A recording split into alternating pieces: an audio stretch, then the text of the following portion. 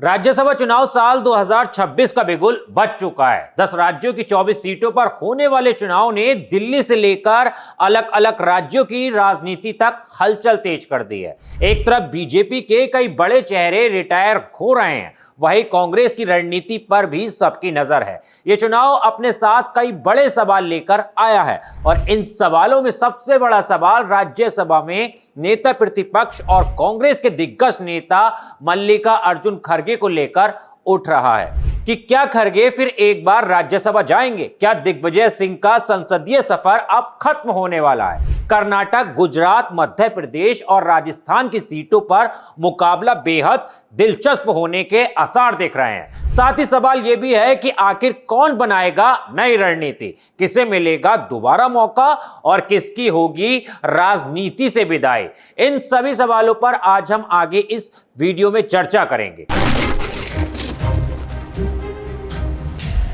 नमस्कार, बोले भारत देख रहे हैं आप और मैं हूं आपके साथ ऋषभ चौहान।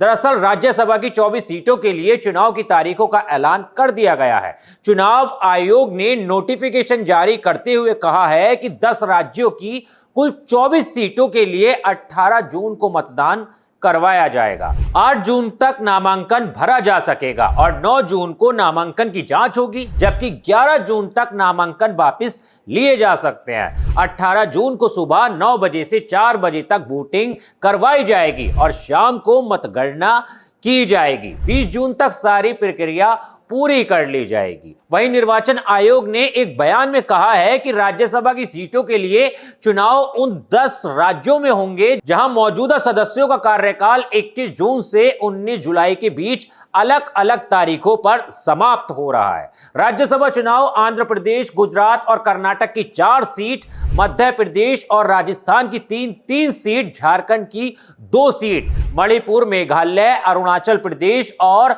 मिजोरम की एक सीट पर होंगे।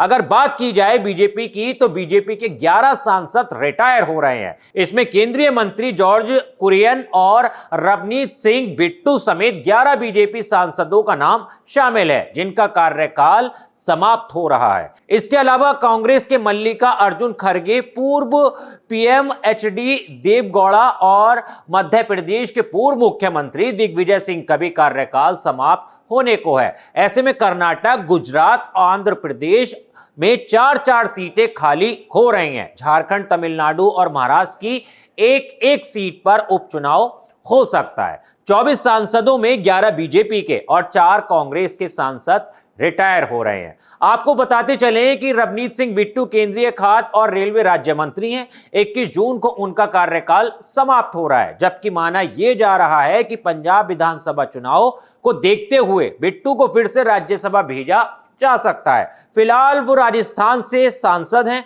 वहीं जॉर्ज कुरियन की वापसी पक्की नहीं बताई जा रही है। अब बात कर लेते हैं मल्लिका अर्जुन खड़गे और दिग्विजय सिंह की। तो कर्नाटक से कांग्रेस को 3 सीटें मिल सकती हैं। ऐसे में कांग्रेस अध्यक्ष मल्लिका अर्जुन खड़गे का राज्यसभा के लिए चुना जाना तय है। वहीं मध्य प्रदेश की सीट जीतने के लिए कांग्रेस के पास यहां 6 सरप्लस वोट हैं। वहीं दिग्विजय सिंह पहले ही कह चुके हैं कि वो अब राज्यसभा नहीं जाना चाहते। मध्य प्रदेश में बीजेपी और कांग्रेस के खाते में 2 सीटें जा सकती हैं।